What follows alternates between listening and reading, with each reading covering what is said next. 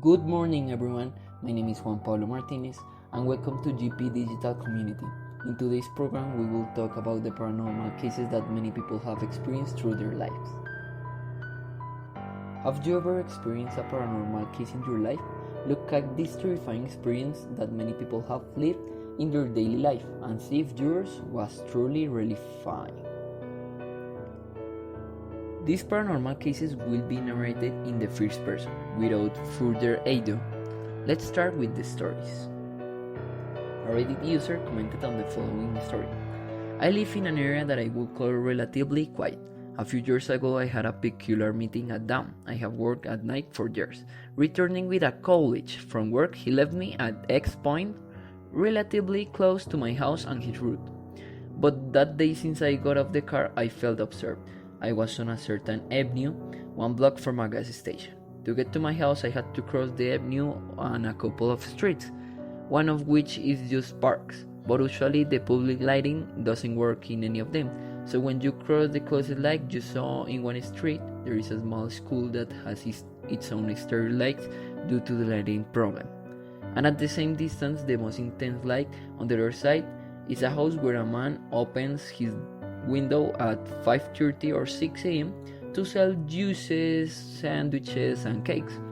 For some reason that day the man hadn't opened early, and since I was not much light, I stayed where I was looking at the park. One side are covered benches, and on the other side of the street is a basketball court surrounded by trees. But I feel that something was looking at me from the court, and I spent a lot of time looking at the court. I thought I saw shadows moving, like people wearing hoods or sweatshirts, because you didn't see a hairstyle and the side silhouettes seemed the same. After waiting a while or looking from where I was there, I could see how the shadows moved a little further away, and without bending over so much, I waited a few more minutes, and after a while I could see the window of the man who sold juices light up. And with that guide up, I put my keys in the hand and crossed the park, glued to the opposite side of the shield. Another Reddit user shared the following story. My grandfather has something. Several times we hear footsteps on the ceiling. His house has like something wiping their feet on the carpet, doors slamming at night. I remember one night when all my cousins were in the old room with my aunts and my mother. We woke up like at 2 or 3 a.m. in the morning. We were awakened by the sound of someone dragging their feet on the carpet in the room. I remember getting up and seeing one of my cousins looking at the center of the room, and the other three were getting up when the shuffling sound turned into heavy footsteps. The door of the room was closed, but the footsteps followed him the path of the entrance of this house, and then we heard how it was opened and how it was whipped. In the case of my cousins and my aunts, they have had more unpleasant experience. My mom was working in my grandfather's office, and her footsteps behind her. Where there was a window, we overlooked the patio.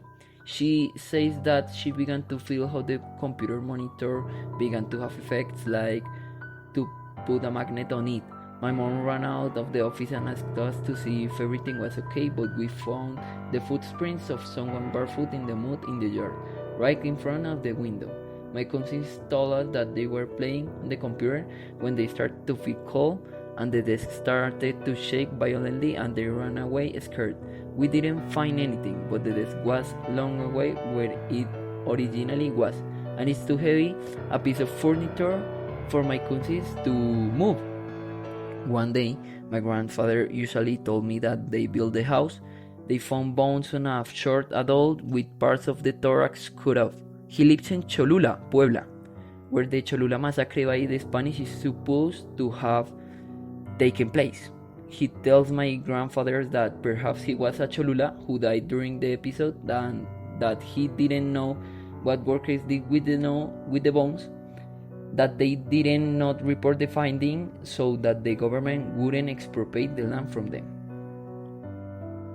Each person in the world experiences daily events that they normally forget, but paranormal experiences remain as an experience. A clear example are those horror stories.